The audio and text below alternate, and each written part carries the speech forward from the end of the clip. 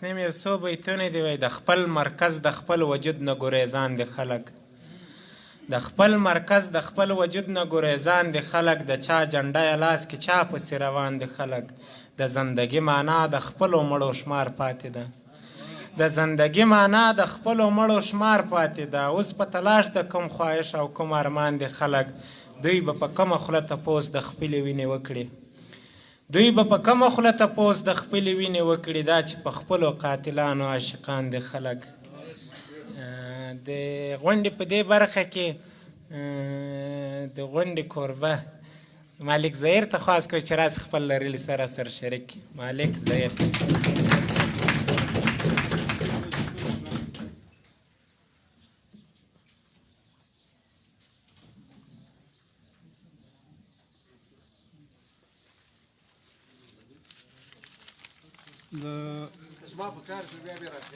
یا زنګر سره د عارف صاحب خلیل باور صاحب برکت شاه صاحب د اکمل صاحب صدر او ستاسو ټول په اجازت نظم لیکلی اوږد دی خو زما خیال دی چې بس خالي یو بند به درته ووایم او د ارمان په هکله به یو دوه درې شعره که اجازه راکوئ په شهادت پسې بېتاب و زمری و ارمان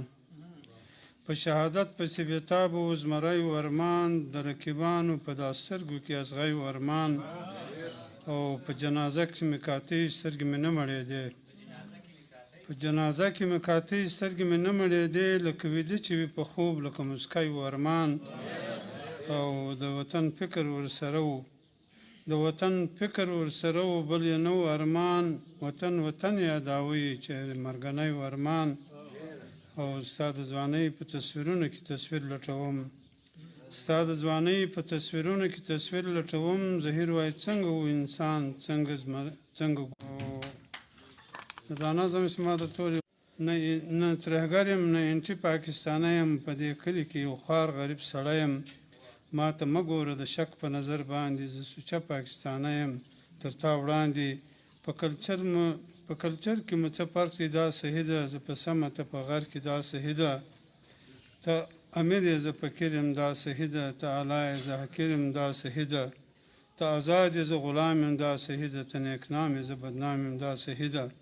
فرق مې دا دی چې دا زه څله افغان یم زه خو ستا د کور سړی یم پاکستان یم زه خو ستا په ازادي کې برخوال وم پرنګی له ما خفه و زه خوشحال وم ما او تا په ګډه جوړه دا کیله کړه د اسلام په نامه موږ دغه ناره کړه یو تر بله به جارېږو لکه ورونه یو په بله به نازېږو لکه ورونه خو افسوس خبره دا ده چې وراني ده زما په برخه کې نیستي او بې علمي ده ستا په برخه خزانې او باچهي ده زه په دې در ملامت یم چې افغان یم زه خو هغه